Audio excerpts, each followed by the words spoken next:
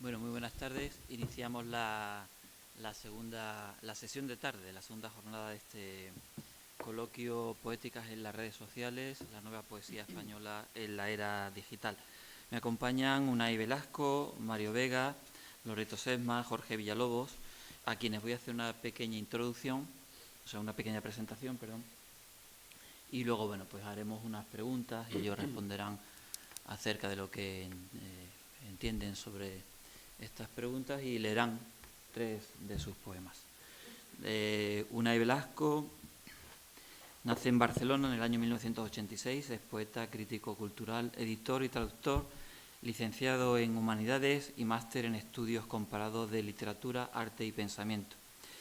Como crítico literario colabora en Quimera, El Cultural, Quaderni Iberoamericani o Que Leer, y ha publicado en este lugar, con el que obtuvo en el año 2013 el Premio Nacional de Poesía Joven Miguel Hernández, que concede el Ministerio de Cultura. También es autor del Silencio de las Bestias. Su perfil en redes es de 2.423 seguidores en Facebook, mantiene el blog I Fake Roger Rabbit, aunque está desactualizado un poco. En Twitter tiene 162 seguidores y en Instagram algo así como 150. No lo he localizado ni No en sé YouTube. cómo acceder a mi Instagram. Bueno, yo he accedido, la KGB. No mantiene YouTube y web no la he localizado. Unai Velasco ha escrito: para salvar una vida humana hay que tener la taquilla limpia y el corazón templado.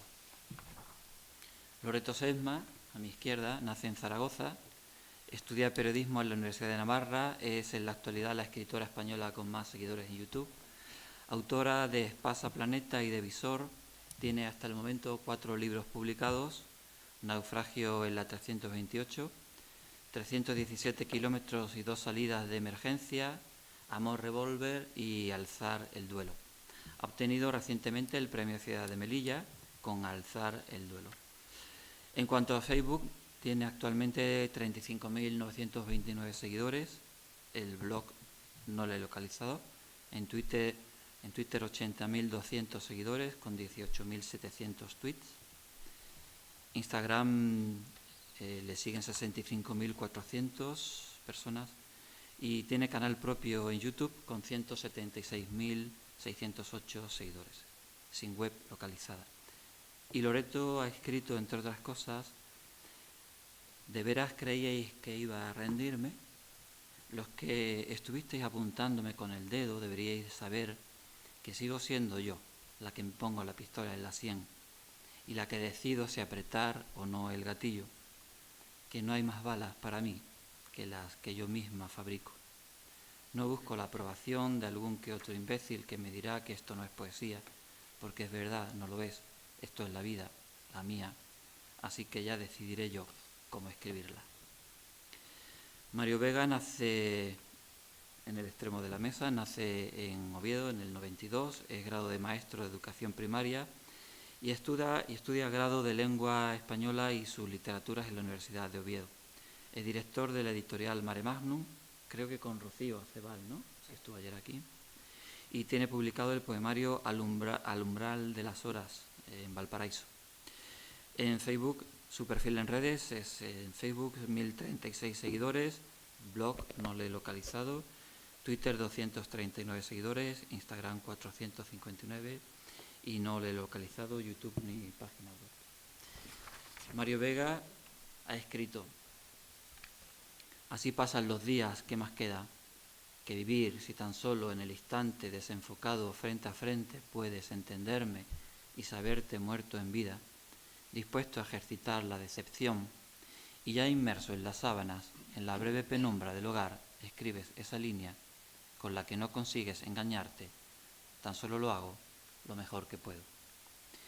Y en cuanto a Jorge Villalobos, en el extremo izquierdo de la mesa, nace en Málaga en el año 95, estudia actualmente Derecho en la Universidad de Málaga.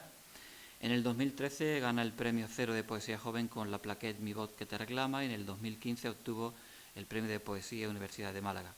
Con su primer libro, La ceniza de tu nombre, obtuvo el Premio Andalucía de la Crítica en la modalidad de ópera prima y con El desgarro ha obtenido recientemente el Premio Hiperión. Su perfil en redes, pues le siguen 1806 seguidores en Facebook, blog no localizado, Twitter tampoco lo he localizado, Instagram 1451, no tiene canal de YouTube, no tiene web propia.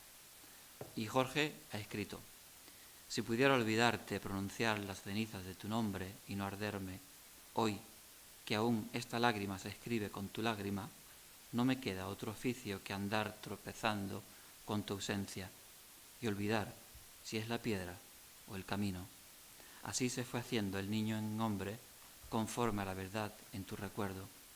Lo único eterno es nuestra existencia, la eternidad del polvo. Un hijo sin su madre no es un hijo. Bien, y hecha esta breve introducción, el formato es plantearles una serie de preguntas a los escritores y bueno, que ellos nos den su opinión y a partir de ahí nos lean 3 de sus poemas. Me gustaría conocer, en primer lugar, de Unai, brevemente porque sabéis que nos echan pronto, el concepto que tienes de poesía y cuáles son tus poetas de referencia. Yo apago.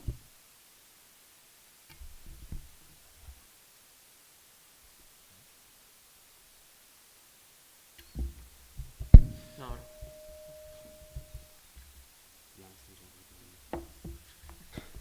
¿Sí? Ahora, vale. Bueno, hola, gracias por venir y a los organizadores por invitarme y un placer estar con el resto de compañeros. Y bueno, lamento tener que ser breve porque, bueno, son unas preguntas que en el fondo son generales pero complejas. ¿Se te oye bien? ¿Sí? Vale.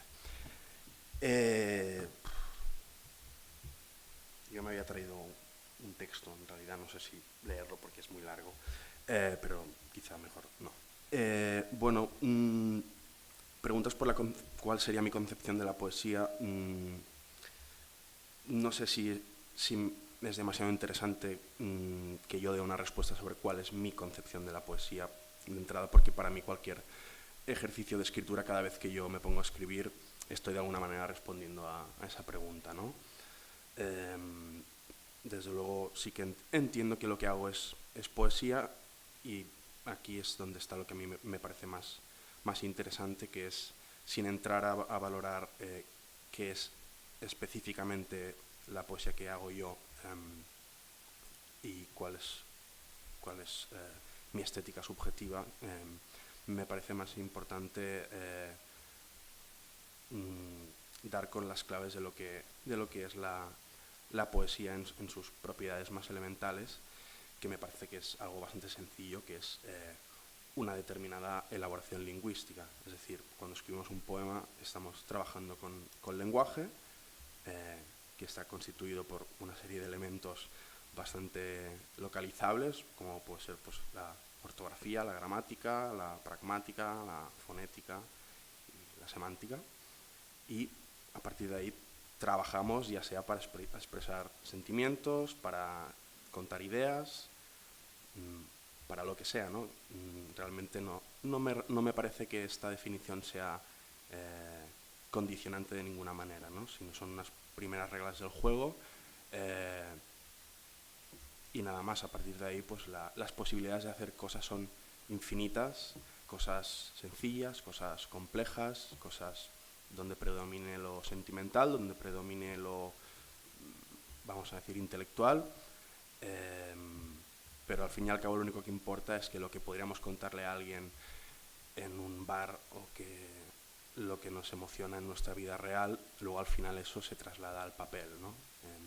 Entonces, para mí lo importante es de qué manera, sea la manera que sea, pero cómo eso lo expresamos en palabras. Para mí eso es lo mínimo que podría decir de la poesía y no me interesa decir más porque no tampoco es necesario. Y respecto a mis referentes, un poco en la misma línea, es decir, obviamente yo tengo poetas que me interesan más o que me interesan menos, pero no me parece tampoco saludable quedarse con unos poetas o con otros. Me parece que lo interesante es pensar en que hay todo tipo de formas de poesía algunas que interesan más o menos en determinados momentos de la vida de cada uno, y ya está. Y pues procuro leer las cosas que me parece que tienen calidad y que me aportan cosas, pero sin entrar demasiado a señalar más un tipo de estética u otra que me parece que no aporta demasiado. Y ahora que vas a leernos 3 poemas, para que las personas que nos acompañan puedan un poco tener una composición del lugar, ¿cuáles son los procesos de escritura por los cuales transitas y de qué manera han podido influir, si es que han influido o no, las redes sociales en esa construcción poética? Bueno, te respondo primero a lo último. Desde luego bueno, el escenario en el que nos movemos ahora de Internet 2.0 y redes sociales, etcétera, desde luego ha tenido un impacto súper fuerte, ha influenciado, creo yo, en la vida de prácticamente todo el mundo, incluida la mía. A mí las redes sociales me interesan, desde luego, pero creo que, o por lo menos en mi caso, no han influenciado de ninguna manera a la hora de cómo yo escribo.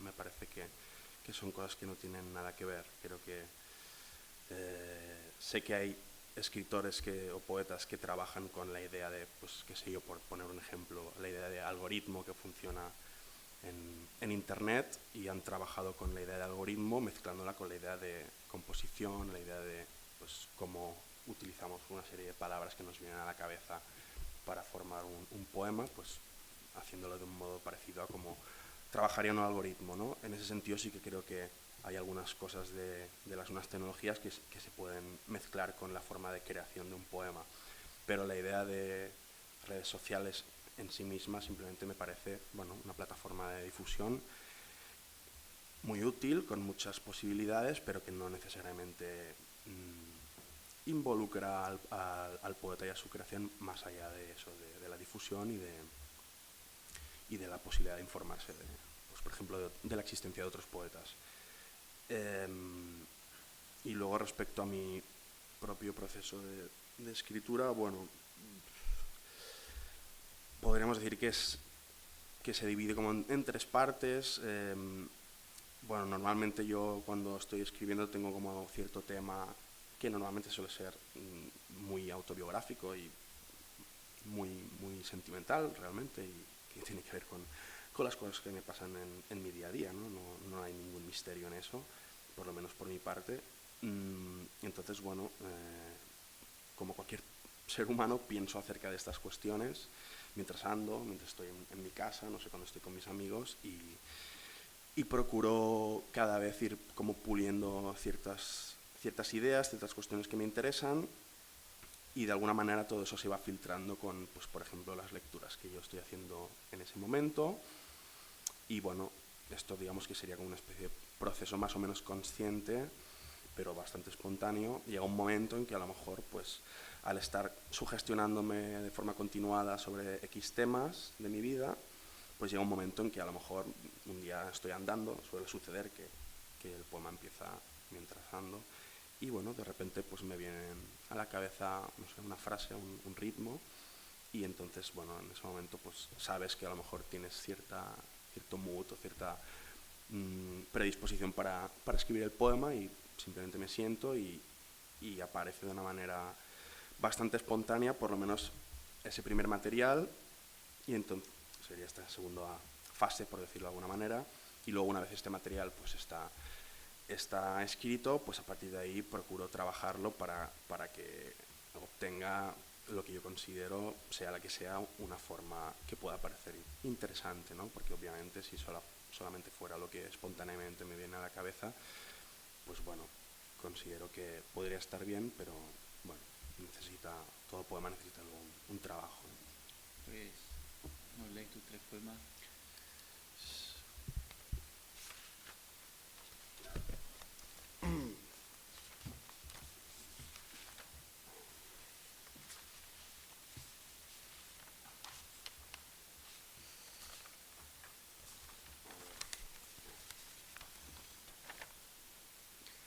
Bueno, improvisar un poco en realidad. Bueno, esto es el nuevo libro que estoy escribiendo, que se llama El Reino. El primero en morir siempre es el ciervo. Si un ciervo cae sobre la hierba, si se precipitara desde sí mismo y cayera sobre la retama, es un estruendo de hermosura. Si cayese, fulminado sobre la hierba, con el morro mojado aún es un estruendo de hermosura. Cuando el ciervo huye, y eso es algo que todos más o menos sabemos, su ligereza pone delicias en su piel, da perfume a los senderos. Y en ese peligro, en la lejanía de la primera fuente, él ha cumplido ya todos los requisitos de la hermosura. Si no dais oído al cazador, si despistáis el aviso de las hojas, podréis escuchar un único estruendo, la belleza de este animal moribundo. Obviamente todo ciervo es terrible, pero el ciervo no existe, no ha caído a mis pies, es un bicho, un error ortográfico, el desconocimiento furtivo de un idioma.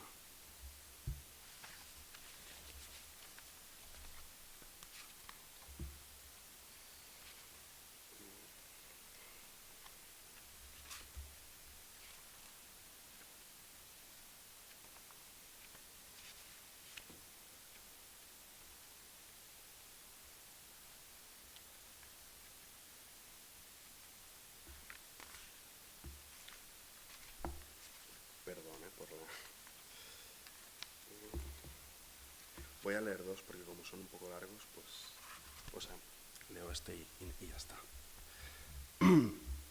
Fiesta en Andorra. Bueno, este puedo decir ya que he confesado que la escritura, por lo menos en mi caso, es siempre autobiográfica, que esto literalmente es lo que dice. Es una fiesta en Andorra. Una fiesta bastante fiesta. Y una cita de la primera epístola de San Pablo a los Corintios, que dice: muchos somos un cuerpo. Cantar es un temblor propicio porque habéis templado este lugar como una percusión minuciosa. Ved mi tórax al filo de la canción, hoy que sé que habéis aderezado la mesa y tenéis los pies descalzos para las maderas favoritas. Hoy que habéis desplegado este tablero con animales dispuestos al grosor y a los establos rústicos de la luz. Tengo tantas ganas de hablar ahora, quiero deciros tantas cosas aquí. Hemos hecho surgir a los traviesos simios del encuentro y hacen ruido de cabañas honestas, se expulgan musculosos la enemistad. Hay una manada caliente aquí dentro que deshace mudas escasas y pide oración, colecta, recoge sentido con golpes macacos. Oíd, prestadme oídos, poned vuestras manos delicadas sobre mi pecho, porque quiero cantar. Quiero haceros entender mientras confundimos cerveza con nuestra propia bosta feliz. He traído espesor en barreños honoríficos. Es esta figura azul que has concebido extendiendo los brazos. Es mi gorro de Marrakech, hilado con mañas de diversión. Son nuestras camisetas de agilidad, todos los regalos suaves. Es la música vibrosa de un atabal íntimo, los tobillos incansables imperando en el salón, la ceniza depositada sobre nuestro pelo alegre. Es todo esto, unir batiendo, un acumular las arenas de lo celebrable. Yo os amo en la sola forma del canto. Os amo porque esta espuma es nuestra y comprendéis que estoy cansado como una piedra milenaria y pido una vasta construcción con puertas excesivas para la amabilidad ovina del tránsito. Cubrid mi pollino con un manto gutural, cepillad mi lomo de animal soberbio, hablad con derramamiento, cantad por el camino. Cantemos una canción bestial sencillamente. Ayuda, ayuda en el umbral de la canción. Yo quiero cantar temblando. Gracias.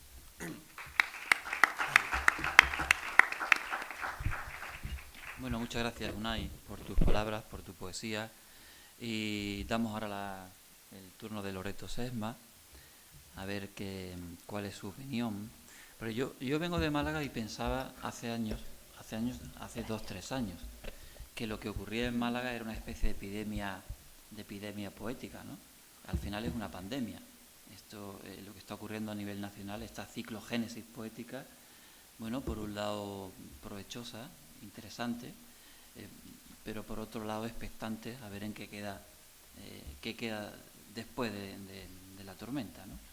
Por eso es interesante que los propios escritores, ellos nos aporten, nos digan, de alguna manera nos muestren su opinión en el quehacer poético.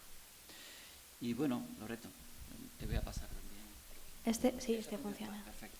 Nada, igual que a Unai, conocer o entender o hables acerca del significado que para ti tiene poesía y de alguna manera quiénes son los autores referentes que se mueven en tu órbita.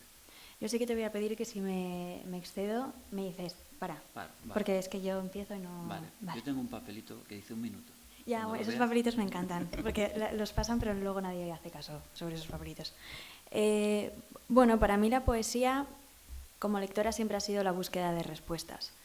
Yo empecé a leer poesía desde chiquitita, empecé con Becker, y de alguna manera vi que estaba escrito lo que yo estaba sintiendo y dije, qué maravilla, ¿no? Creo que la poesía tiene el poder, además de encontrar la palabra exacta de lo que estás sintiendo. Creo que no es juntar frases, que no es juntar palabras bonitas, que simplemente es encontrar el dardo y tirártelo al ojo o al corazón, depende de cómo lo veas, o al cerebro. El otro día estábamos en México, algunos autores, y entonces una chica nos hizo esta misma pregunta, que qué era la poesía. Y, jope, mientras lo pensaba, decía, es que yo creo que la poesía ya no es tanto una manera de escribir, que evidentemente es también, que también lo acabo de decir, sino también una forma de mirar.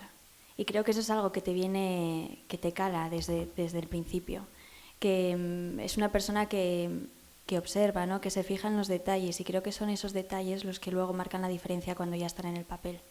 Evidentemente, pues coincido, ¿no? Como se decía antes, en que hay que tener un cuidado de las palabras, hay que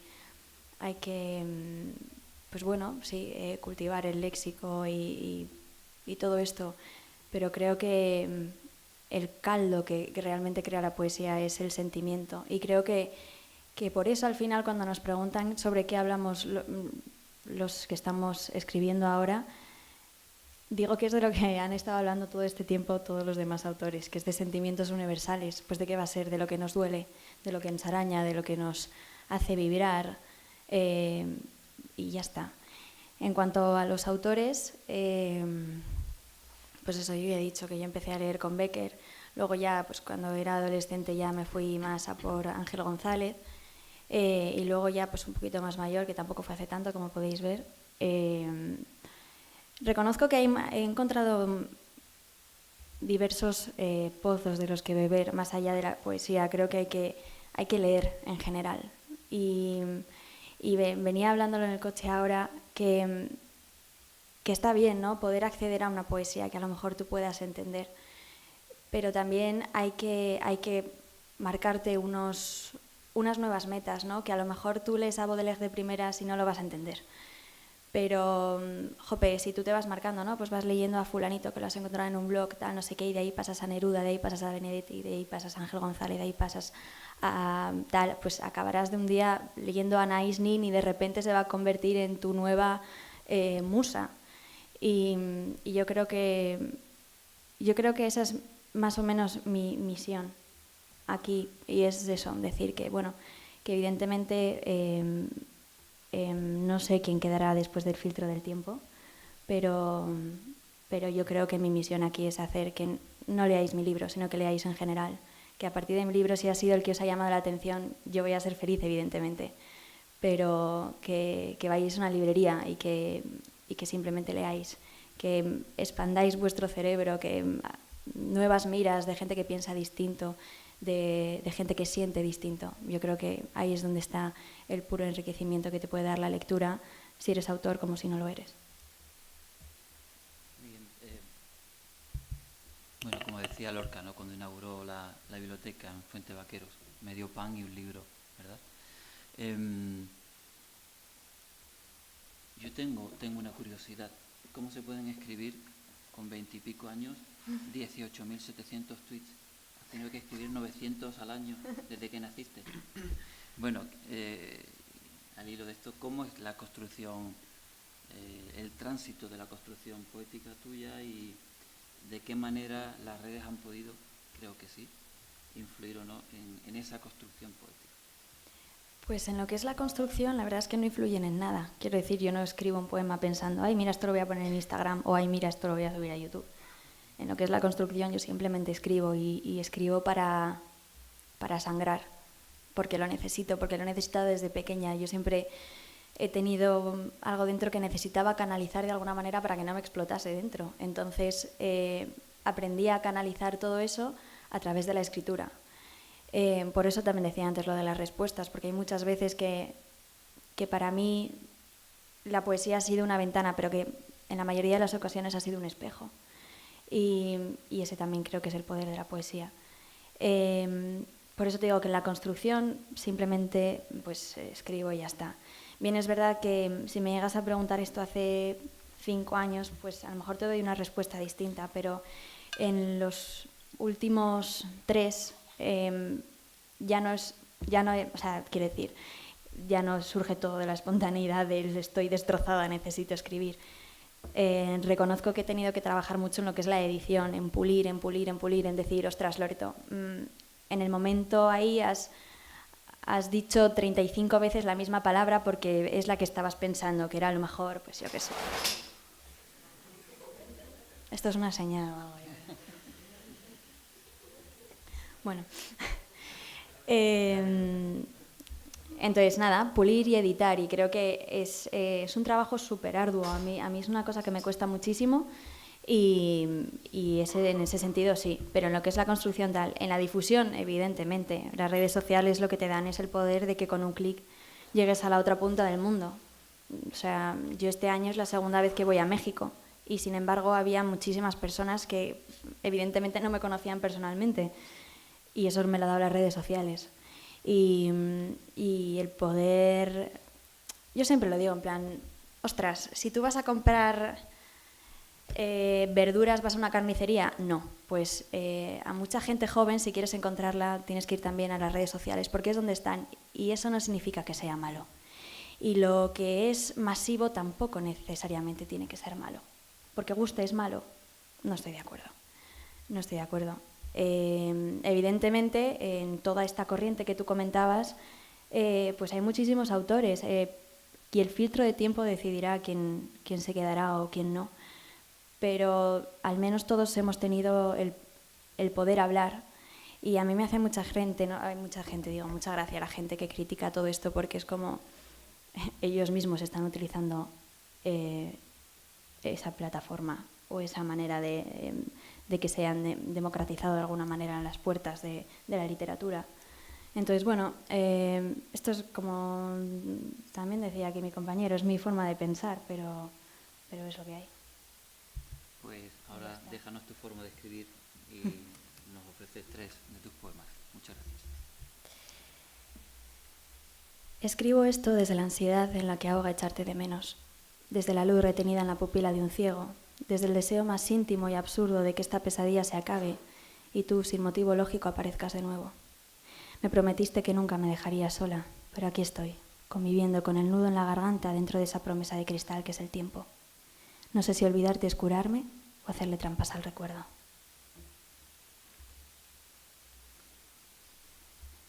En realidad yo también voy a improvisar un poco, pero...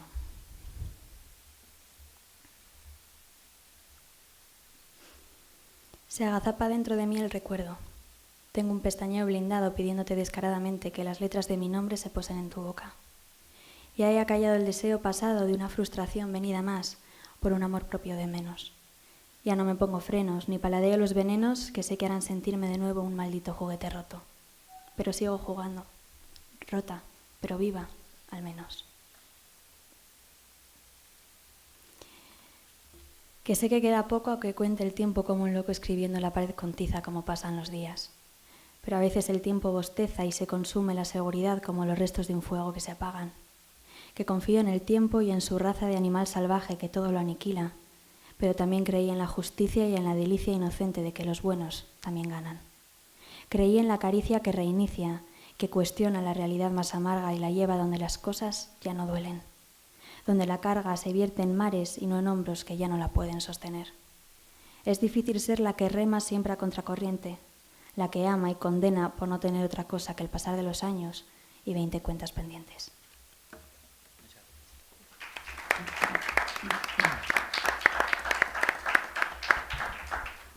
Bueno, pues ahora Mario, al igual que el resto de compañeros, nada, las dos mismas preguntas, las vuelvo a reiterar.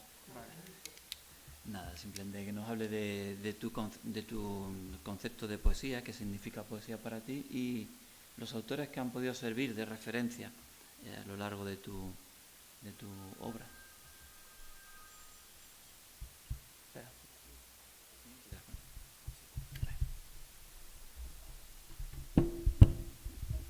Creo que así llega bien, ¿no?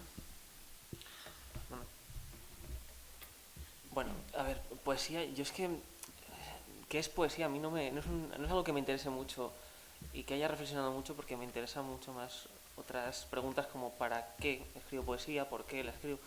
¿Para quién? No, pero bueno, me voy a ceñir un poco y bueno, estuve reflexionando que la poesía yo lo considero el hecho de disfrutar, de leer un material poético, es decir, es la comunicación de un material poético entre un emisor y un receptor, el poeta y el lector, en el que intervienen un locutor y una locutoria, que no tienen por qué ser escritor y lector, ¿no? Yo puedo, bueno, lo veréis luego también en mis poemas, puedes hacer un monólogo dramático, ¿no?, en el que estáis hablando y no sea el escritor el que habla, es una voz, ¿no?, un hablante lírico. Y no sé, he estado pensando alguna idea así de qué es para mí la poesía, alguna frase que se me ocurrió, y se me ha ocurrido pues que es una intuición de intuiciones, que es el lenguaje de la inteligencia, creo yo, y no el del sentimiento, sino que al sentimiento llegas a través de la inteligencia. Y bueno, creo que más o menos eso es lo que he reflexionado, que no ha sido mucho. Respecto a las influencias, lo estaba hablando con Unai en la comida, que claro, a mí me da un poco de pudor decir mi influencia principal, porque me resulta un poco mainstream. Mi influencia principal es Jaime Gil de Biedma. Me parece un pilar de la poesía moderna, pero como no me quiero quedar ahí, también diré Fernando Ortiz, poeta sevillano, Jim Ferrer, Ángel González, sin duda, porque bueno, me pilla, es asturiano y es asturiano, entonces un poco de orgullo patrio no viene mal. Y he estado pensando también, se me ocurrió antes, nunca diría Benedetti, sin embargo sí que me vino a la mente antes una experiencia que tuve con un poema de Benedetti en mi adolescencia, que yo creo que marcó profundamente mi forma de crear poesía o de entenderla. Bueno, no sé ni qué años tenía, la verdad es que no, tanto un poco borroso. Y llegó a mis manos un libro de Benedetti. Yo había leído muy poca poesía, los poemas de la oficina, y leí unos versos que se me marcaron a fuego, que eran, bueno, el poema es más largo, pero habla de un jefe tal, y acaba, ¿cómo lo hacen noche a noche para cerrar los ojos sin una sola deuda? Y no sé por qué esos versos me marcaron, pero además es que fue impactante para mí todo ese desvelo, ¿no? Me desveló muchas cosas. Y creo que eso más o menos es todo. ¿Qué te han sido a la hora de desarrollar el proceso creativo? Y las redes sociales. Bueno, las redes sociales son una plataforma maravillosa, y si las sabes usar, y si las usas, yo no las uso casi, y me parecen valiosas, pero para el que tiene 100.000 seguidores como para el que tiene 400. No, siempre puedes llegar a alguien y siempre a alguien le puede interesar. Y a mí me ha resultado muy valioso, primero para mi proceso creativo, más para la aglutinación del poema. Pues vas pensando en algo por la calle y de repente dices, estos versos de tal, ¿cómo eran? Coges el móvil, tienes un ordenador en la mano, buscas y llegas a esos versos que no te acordabas, y eso te permite un poco seguir con el poema. Bueno, no tiene por qué ser tampoco la construcción de un poema, simplemente porque te apetece leerlo. Y en ese aspecto las redes sociales, bueno, las redes sociales, la tecnología me parece maravillosa. El problema es cuando usamos mal la tecnología. Y las redes sociales a mí yo creo que me han aportado mucho, me han permitido conocer a poetas como Jorge. Yo me acuerdo que, que me compré su libro, no sabía quién era, y me encantó. Y empecé a hablar con él y bueno, ahí empezó una bonita amistad. Y así casi todos los poetas amigos los he conocido, algunos de ellos a través de redes, leyendo sus poemas. Por ejemplo, Rosa Verbel, que está por ahí, que me encantó su último libro. Lo digo aquí y en público, es un libro maravilloso, compradlo. Bueno, su primer libro, perdón. Pues eso. Perdón por el spam. Bueno, Juan también. Hay muchos amigos por aquí que he conocido a través de redes y me parece muy valioso. Solo por eso viva las redes sociales. Sí.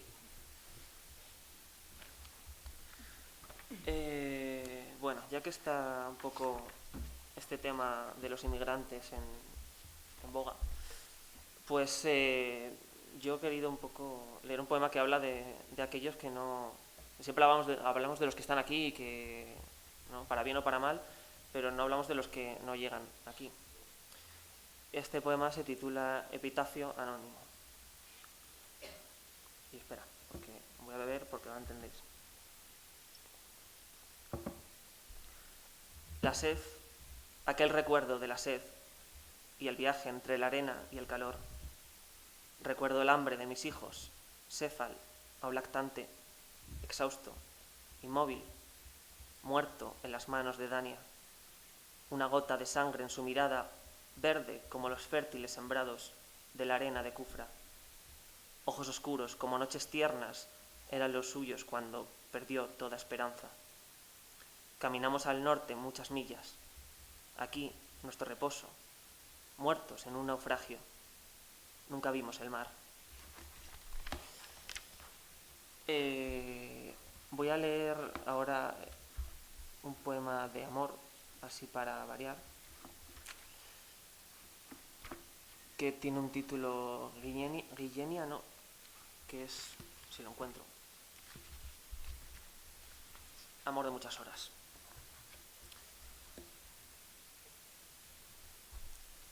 Porque son demasiados los momentos entre el conflicto y la necesidad, dices que nuestra vida juntos tiene un secreto rencor.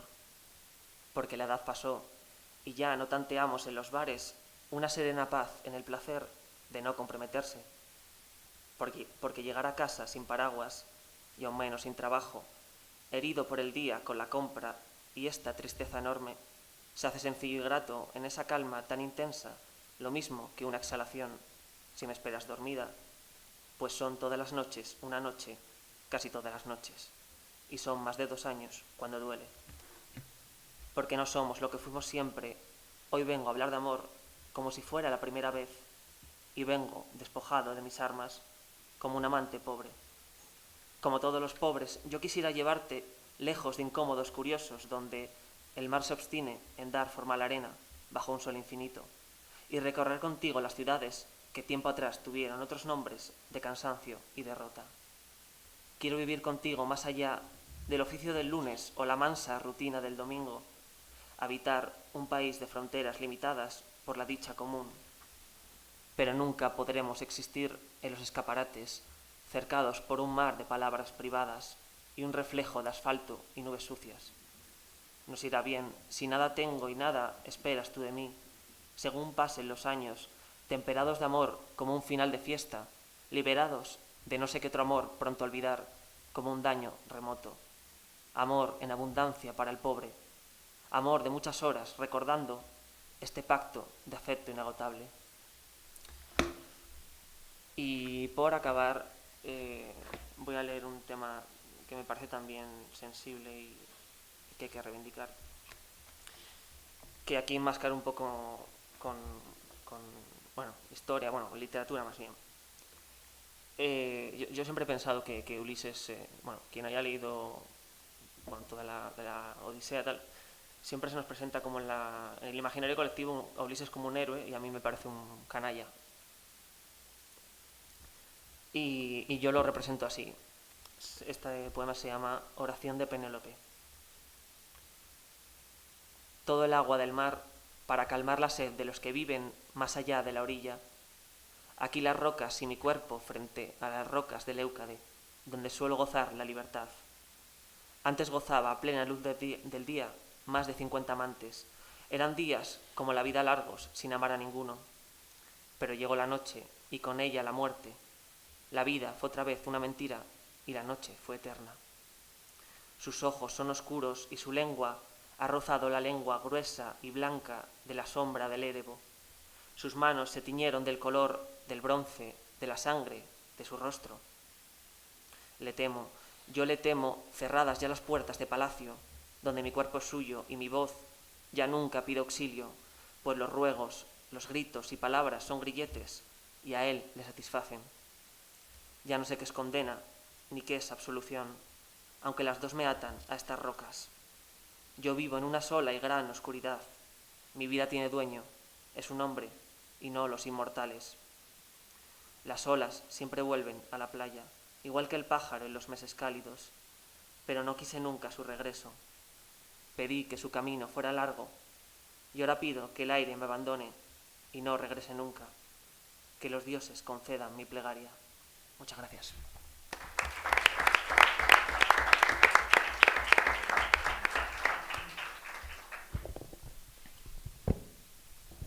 Gracias. A continuación, el turno, o este primer turno, lo cierra Jorge Villalobos. Y igualmente, Jorge, las mismas preguntas que a tus compañeros. El significado, sentido de la poesía y de los autores que te han podido influir de alguna manera. Vale, lo primero, qué fuerte se oye. Dar gracias a la organización por haber contado conmigo, contado con todos. Yo llevo un tiempo en que cuando hago intervenciones me gusta tener un detalle con la mesa. Un detalle que se relacione con el tema en cuestión. Y como estamos hablando tanto de la literatura, el lenguaje tradicional, convencional, con el lenguaje virtual, le he traído a los compañeros de mesa un regalito. Son unas gomas de borrar con la cara de los emoticonos. ¿A ti el de la sonrisita? ¿A ti, Mario? ¿El de los corazoncitos? ¿A ti el de las gafas, Pepe? Y el de la lengua para Unai. Me gusta hacerlo porque en debate, en oratoria, lo hacemos siempre. Y es una forma de canalizar el mensaje y el discurso y la tesis de alguien. Y lo digo ¿por qué? Porque es una forma de conciliar el lenguaje tradicional y el virtual, porque si nos damos cuenta, quiero dejar dos preguntas y ahora te responderé. ¿Os imagináis el siglo XXI sin redes sociales y sin tecnología? ¿Os imagináis el siglo XXI sin poesía? Pues, si no es así, si queremos un siglo donde la poesía siga vigente, creo que tenemos la responsabilidad de construir una propuesta conciliadora con todas. Y sobre lo que es para mí la poesía, esto ya con el tema de redes sociales te lo digo más a fondo. Me gusta una cosa un poco borgiana, que es ir desde la parte abstracta a lo concreto, y otra un poco más norteamericana, de lo concreto a los detalles y a lo terrenal. José Luis Rey, en un libro que me encanta, que es Jacob y el ángel, cuando define poesía dice que la poesía es el paraíso prometido a la palabra y que la poesía da conciencia al lenguaje. Lo primero me encanta, lo segundo después de eso a ver quién dice algo. Y luego una cosa de Borges, que es más concreta, que para él la poesía es el poema, porque al fin y al cabo es lo que conocemos de ella. Y para mí, siempre he considerado el arte como un deporte subjetivo, y con ello la poesía para mí es un deporte de riesgo. Deporte porque requiere entrenamiento, es decir, lectura, escritura, maduración, romper, escribir, usar la gomita con el emoticono, bueno, o darle al delete. Y con la parte de riesgo, porque en el deporte no todo es entrenamiento. Hay una parte como de genética, poética, digamos, en que si tienes masa muscular roja o blanca, vas a ser más bueno en la velocidad o en la resistencia, etc. Por eso hay poetas que da igual lo que se esfuercen, que otros que llegan con una potencialidad, una sensibilidad. Entonces la genética poética es la sensibilidad. Para mí la poesía es eso, un deporte de riesgo. Sobre lo de la lectura y las referencias, hombre, ya que te llaman a un congreso te lo preparas. Y te he traído otro regalito, que es una lista con 100 nombres para mí básicos y mínimos, son 100 nombres de poetas como referencia. Si los leo, me matáis. Así que, en síntesis, he cogido 3 en unos bloques. Españoles antes del siglo XX, Francisco Aldana, Carolina Coronado, porque tiene un romanticismo feminista que te cagas, y Augusto Ferrán, porque es realmente el que inicia un tipo de romanticismo que Becker se apropia y consigue darle un tirón, para mí. Después del siglo, ya siglo XX y actualidad, Luis Cernuda, Chantal Maillard y Javier Fernández. Latinoamericanos, Octavio Paz, Borges y alguien que conoce mucho también Javier Pozalongo, Frank Baez. Europeos, Jacques Rigaud, George Trakl y Mayakovsky. Extranjeros, Dickinson, Wallace Stevens y Basho. Los haikus me parecen fundamental. Y aparte de eso, que movimientos. Es que cuando empezaba con los movimientos y era como empezaba a sacar nombres, que para mí en la lectura decía, es que no. La vanguardia rusa, francesa, alemana, me flipan. El siglo XX español me parece que es una maravilla. Y la generación afterpop o los poetas del 2004 también. Con eso creo que un poco esas 2 preguntas van. No tengo ya más regalitos. Y con lo de las redes sociales y la creación poética un poco eso, más allá de la idea de, ¿no?, como deporte en ese sentido, de trabajar, escribir y la sensibilidad que tiene ese riesgo que es la poesía. Yo escribo algo, ¿no?, que además Juan Domingo escribió un artículo en Ocultali muy interesante, Luis Bagué recogió como esa generación después de la red social, también la que se está cosechando, que son poetas que vuelven a lo íntimo, a lo familiar, pero también a lo social, una poética que es la poética del dolor, que viene, no es nada nuevo, desde Friedrich Schiller, siglo XVII, con poesía ingenua, sentimental y poesía de la vulgaridad, donde el dolor como un instrumento para crear tanto el poema como la visión del mundo. Y a la hora de escribir, para mí eso es fundamental, ya sea un dolor social, un dolor íntimo, pero la poesía nace y el poema nace por una sensación de malestar o de desequilibrio, ya sea con la propia realidad social o contigo mismo. Y más que nunca la actualidad social requiere bastante conciencia. Y con lo de las redes sociales, y así ya te enlazo a la cuarta, yo es que además de toda la parte de poesía y derecho también hago oratoria y siempre usamos cartulinas, que vienen genial. Pues mira, te he dicho lo de la tesis, aquí está. Yo lo creo, y lo de la idea de una propuesta es por 2 motivos. Uno generacional y otro por ser pragmático. Uno generacional. Si vemos el incremento digital que hay desde la generación antes de los millennials, que es la X, desde la generación millennial y la generación Z, vemos que el uso de la tecnología va así y se incluye en la sociedad de una forma inexorable, como el tiempo. Por tanto, yo me preguntaba, si la literatura tiene que adelantarse el tiempo, ¿cómo es el tiempo al que me quiero adelantar? Sobre todo para crear una literatura buena que llegue a esas generaciones y a esos autores. Entonces me fui al Instituto Nacional de Estadística y en el 2015 habla de la generación Z, que es la última que habla, que son los que han nacido del 94 al 2010. Por lo tanto, Rosa Beruel, que está aquí presente, como yo, somos generación Z, lo cual ahí a tope, y me alegra.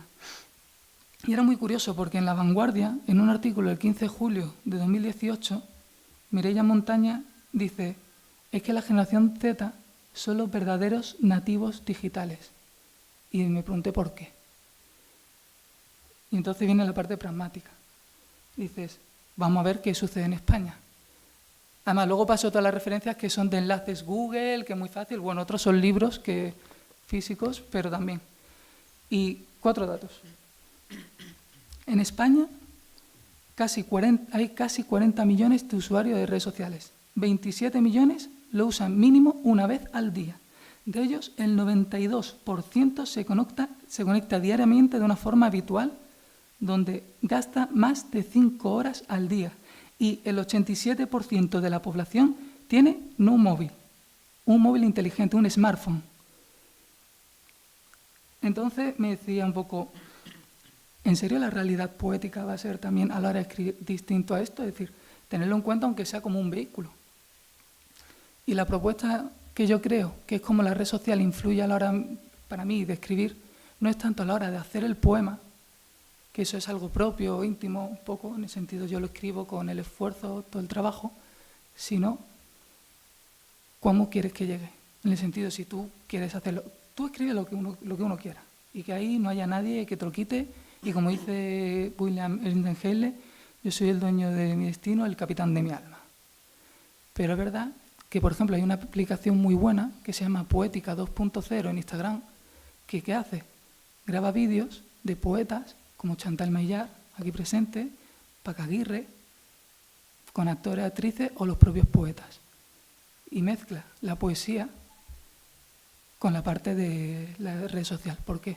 Porque si buscamos una red social sin lírica, vamos a tener una literatura hueca que se va a romper al mínimo golpe. Y si buscamos una lírica sin redes sociales, vamos a crear una literatura que va a ser una especie en peligro de extinción, y yo no tengo ganas ni de que la UNESCO, ni la OMS, ni ninguna ONG venga a decirme que la poesía es una especie en peligro de extinción. Y creo que las dos pueden convalidar muy bien. Y con eso sintetizado. Creo que he cumplido con el tiempo más o menos, ¿no? Más menos que más. Bueno. Pues, como ha citado los versos de La ceniza, que tenía pensado el poema, pues lo voy a reservar. Y quiero leer un poema, para mí ahora mismo bastante vigente, que es A mi tía Amparo, que falleció este viernes y para mí es mi segunda madre. Y me hace falta. Del libro El Desgarro, el número 23.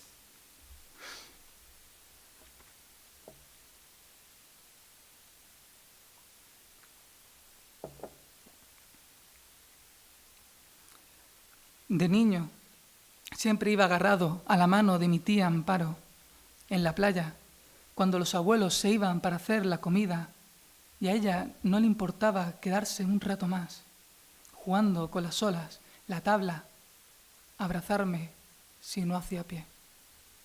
O cuando los paseos en que un humo blanco se izaba a la tarde y el olor a mazorcas de maíz abría el apetito, ella, con una sonrisa se acercaba, volvía. Anda, se te caía la baba, aquí tienes. No le digas nada a tus padres, que luego no me cenas. Como una madre siempre estuvo ahí cuando la necesitaba. En los estudios, los amigos, el desamor, en la pérdida de quienes quisimos. Siempre estuvo ahí. Todos estos gestos eran su maternidad. Ahora me llama, me cuenta que tiene cáncer, que no me preocupe. Lo importante son los estudios, que no es como el de mi madre. Este no es tan cabrón. Me explica el tratamiento, la quimioterapia, la operación donde tendrán que extirparle el ovario. Y yo no sé cómo agarrarla de la mano a más de 700 kilómetros, sin sentir el miedo temblando en sus manos, en su voz entrecortada al otro lado del teléfono, en que soy lo más parecido a un hijo que ha tenido y tendrá. Como una madre que evita asustar a su niño, me dice que no me preocupe, saldrá de esta, pero pierdo su mano, se escapa y va a pasar. Todas las mujeres de nuestra familia mueren por culpa de algún cáncer.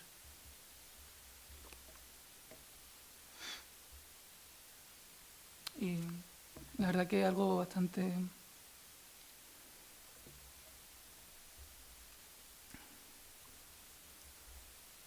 Sé que va a ser un poco con toda el jijijaja que he ido llevando, pero también es bueno poner las cosas. Es duro, quería leer ese poema, porque además que lo leí en el entierro, después de llevarla en hombros y besar la frente y entender por qué Pablo García Baena hablaba del beso helado de la muerte. Leí parte de ese poema y leí este. que es con el que me quiero quedar. El 39. Nada desaparece para siempre. Resiste en algún sitio, alguna fotografía, algún colgante o carta de despedida, cualquier cosa, como una puerta entornada de regreso. Nada desaparece del todo, aunque esté vacío su lugar y no podamos alcanzarlo, sigue ahí de alguna forma, consolando tanto vacío absurdo y pérdida sin sentido. Nada en esta vida muere por completo. Permanece en algún lugar de nosotros. Aún somos su último aliento. Y para terminar, uno inédito.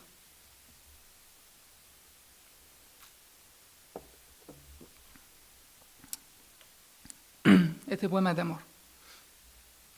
Me hace gracia porque Juan Domingo, que prácticamente parece mi pareja de tanto que nos hablamos al día, se ríe porque se conoce todo lo que he escrito prácticamente. Entonces, se llama Al llevar la sudadera con la que has dormido. Que un cuerpo tenga el olor de otro cuerpo no es lo difícil.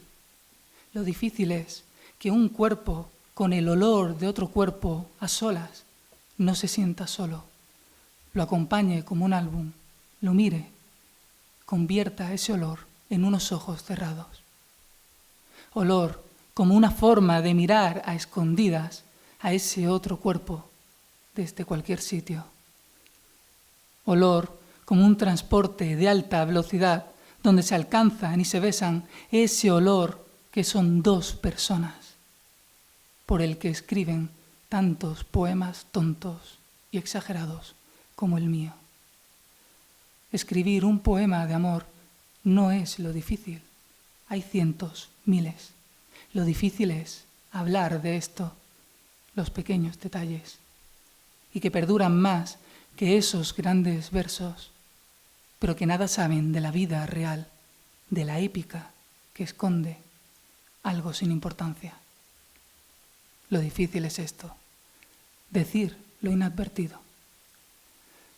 Aunque lave mi ropa, o me duche con fuerza, o dejemos de hablarnos, aunque nos olvidáramos, mi cuerpo tiene el olor de tu cuerpo. Este poema tiene el gesto diminuto que tienen las historias que no acaban jamás. Gracias.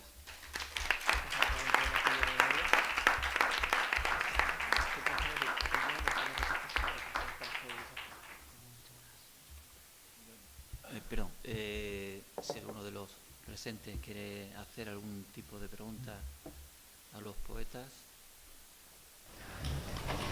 Aquí una pregunta. Si se me permite, he observado que después de escucharlos a los cuatro, noto cierta diferencia entre la forma en la que se componen los poemas. Veo que hay como una especie de poesía de la imagen, tanto en Jorge como en Mario, una poesía donde importa, veo yo, que se da mucha más importancia a transmitir una imagen concreta que le llegue a la persona, que le impacte o que en cierta medida le llegue, más que en la palabra, es decir, utilizan términos un tanto más familiares, más sencillos para que se llegue fácilmente a esa imagen. Mientras que en la poesía de Unai y en la de Loreto hay más, veo más que se le concede más importancia a la palabra precisa, a encontrar el término justo para describir aquello que se busca transmitir. Veo más una poesía de la palabra precisa. ¿Podríais decirme en qué porcentaje creéis que le dais importancia más a la imagen que queréis transmitir o a la palabra con la que queréis transmitir? Mi respuesta es rápida. Le dediqué un día entero y llorando a este verso. Necesité más de 13 años para decir que murió mi madre. Hay una imagen. Y ya está.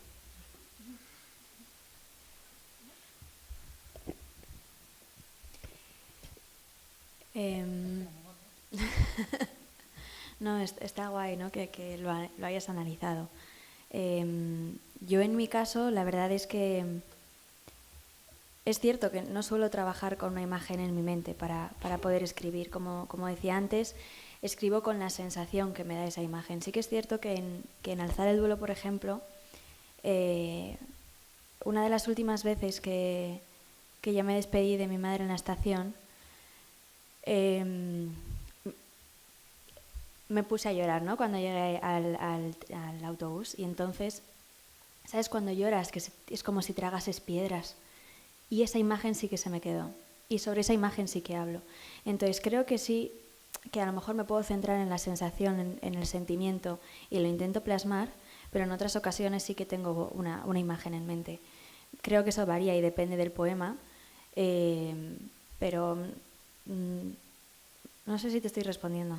Me estoy respondiendo un poco a mí misma también con tu pregunta, la verdad. Porcentajes. Ah. Joder, es que a mí el tema de los números en general es una cosa que me Yo cuesta. es que soy de letras. Ah, bueno. Pues la verdad es que me has dejado un poco descolocado. No, porque normalmente dicen que mi poesía es bastante de imágenes, pero bueno, vaya que eso da igual. Como tú lo veas está bien. Para mí ambas cosas son bueno, una cosa para mí es estética, puede ser una opción estética que es escribir una poesía de imágenes, que permíteme que disienta. Creo que mi poesía sí que es proyecta como ciertos fogonazos de que no se sabe quizá bien a qué hacen referencia, por decirlo de alguna manera, ¿no? Por eso lo de imagen. Esto es una opción que uno puede decidir escribir de esta manera, de una manera pues, así, o en lugar de una forma más narrativa quizá. Pero lo de la precisión sí que para mí es una cierta obligación, ¿no? Y por precisión no me refiero a buscar una palabra léxicamente complicada, sino a, bueno, exacto, como dice él, la palabra adecuada, ¿no? Pero bueno, yo creo que cualquier poeta busca la precisión, ¿no? Encontrar la palabra que le corresponda a lo que en ese momento tiene en su cabeza, ¿no? Así que bueno, sí, me interesan ambas cosas, la precisión y en segundo lugar no tanto la idea de imagen. Siento no poder dar porcentajes. Yo, antes cuando hemos hablado de las influencias, he dicho autores, pero yo sí que siento que que mi poesía tiene una influencia también de una parte de la cultura popular, pero del cine y del cómic. O por lo menos yo me nutro de cine y cómic para, como he dicho, aglutinar el material poético. Entonces sí que en ese sentido sí que puede ser una imagen, pero yo creo que es más una imagen interior, no es una proyección, no es... yo siempre pienso que mi poesía gana sobre el papel y por eso no me gusta mucho leer, ¿no? Y siempre digo que yo escribo en voz alta para ser leído en silencio. Y entonces respecto a la imagen, sí, yo creo que el uso de imágenes está en mi poesía, pero también la precisión o la palabra adecuada. Decía Jorge que tardó un mes en escribir una palabra. Un verso, perdón, pues yo llevo 6 meses y he escrito 3 versos en 6 meses. O sea que... Pero bueno, y también soy de escritura lenta y me gusta meditar lo que escribo. Y pues yo te voy a decir un 40-60 imagen, ¿vale? Por satisfacerte, ya que nadie lo ha hecho.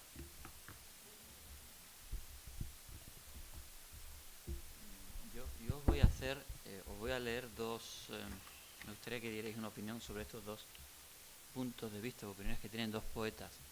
Una poeta es Concha García. Concha García dice lo siguiente, porque ahora estamos hablando de la poesía en la red, de los jóvenes. Concha García dice, quienes nos dedicamos a la poesía somos lo contrario de los banqueros.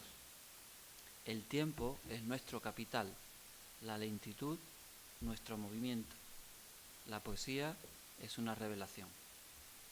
aquí tenemos una opinión de una poeta. Otro poeta es un muy joven poeta norteamericano, Neil Hirbourn. Ayer hablé yo algo de él. Neil, en un slam de Roosevelt en el año 2013, él tiene trastorno obsesivo-compulsivo. En el año 2013 participa en ese slam, recita un poema que es grabado, es subido a la red, a YouTube.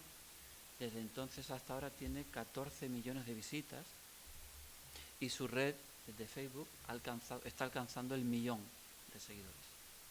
Y él escribe. Tenemos aquí la opinión, el parecer de Concha García y Neil. Neil dice, si no gritas, nadie te va a escuchar. Entonces, a ver qué os parece, qué opinión tenéis respecto de estas dos opiniones respetables de dos poetas en acción.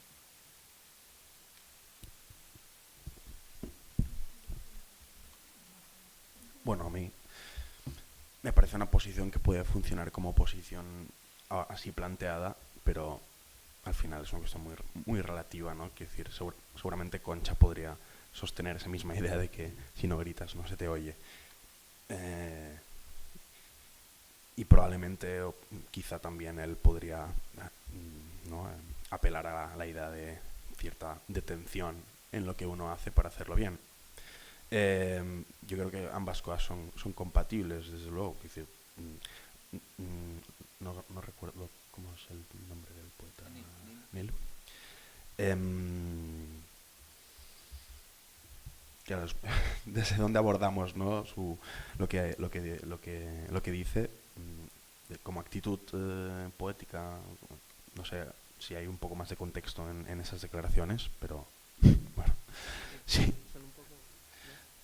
No sé si quieres añadir algo más a qué se refería él con esto. O sea, lo digo porque no sé un poco de contexto. Sí, está en el contexto de la forma de trasladar finalmente el mensaje poético. Es decir, debe de ir acompañado, según su opinión, de un hacerte ver, porque si no te haces ver en esta vorágine, si no gritas, no existes. Vale, no, era yo que no sabía cómo ubicarlo. Sí, bueno, pues me parece lo mismo, una posibilidad. Desde luego, bueno, pues por ejemplo, las prácticas performativas, pues sí tienen un componente que quizá, pues visto así en la sociedad actual, en la que recibimos muchísimos impactos de informaciones, pues bueno, puede ser una manera de como ajustarse a ese engranaje rítmico. Pero bueno, por otra parte, pues lo que dice Concha también tiene todo el sentido del mundo, ¿no? Desde luego, hacer las cosas bien requiere... Es que es un discurso que se puede defender tanto desde la idea de cuidado del lenguaje, ¿no?, de oído, de precisión, pero también desde el punto de vista, por ejemplo, que decía Loreto, ¿no?, de la sensibilidad. Es decir, la sensibilidad requiere escuchar tu propia sensibilidad, ¿no?, también un oído especial, ¿no? Así que bueno, yo creo que ambas cosas son compatibles, deben ser compatibles y deben ser posibilidades que estén al alcance de lo que quiere hacer el poeta.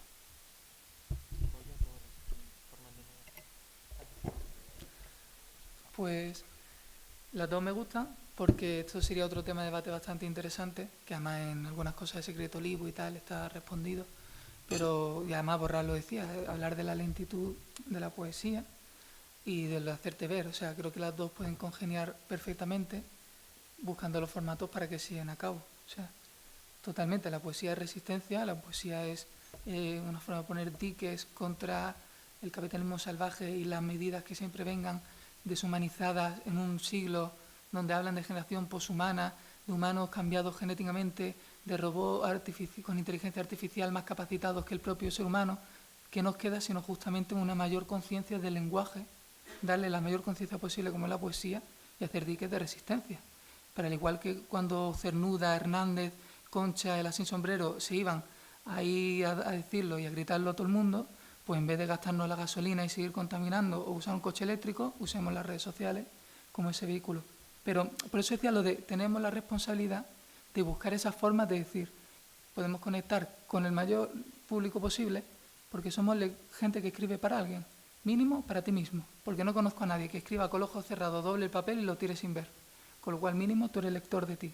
Has legitimado a una persona para leer, por lo cual, ¿cómo no se van a legitimar 1, 2, 5, 10, 1000 o 1 millón? Son legítimos.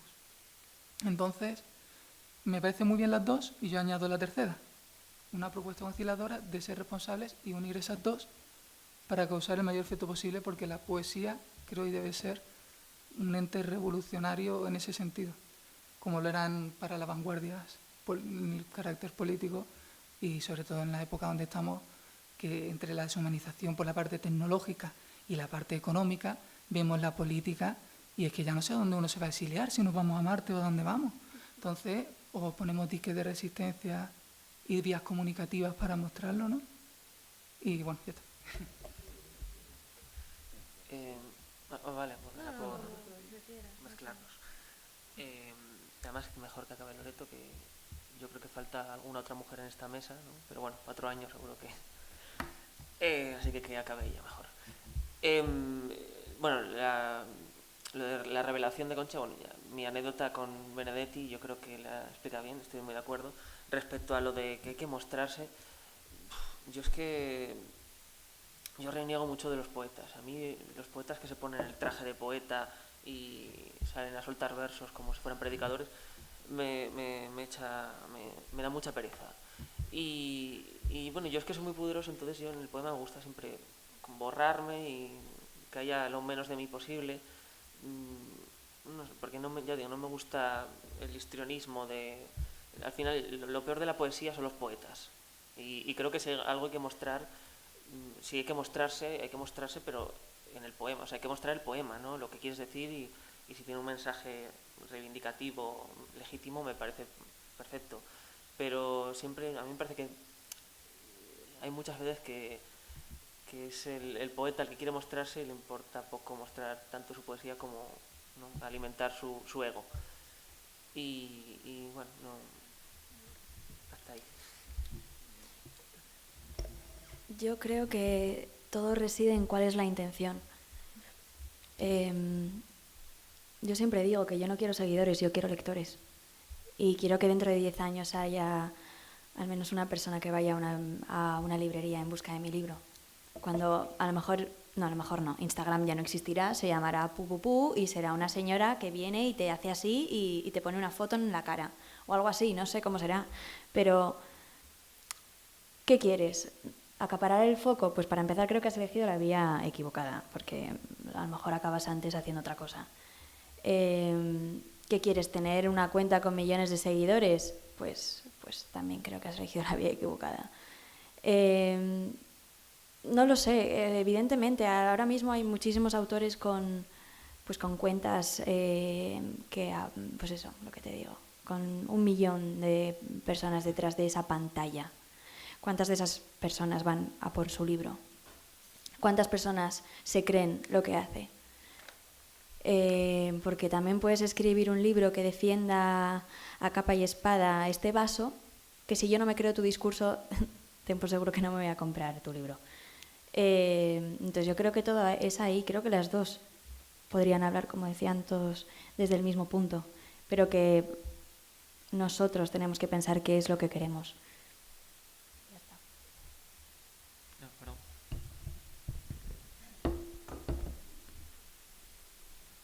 Bueno, pues cerramos porque nos echan directamente.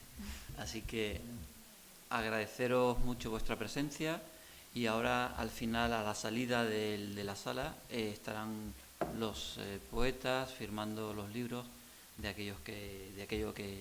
quienes queráis adquirir sus textos. Los nuestros, ¿no? Sí. Los vuestros. A lo mejor meten un libro de otro para firmar. No. Yo lo firmo.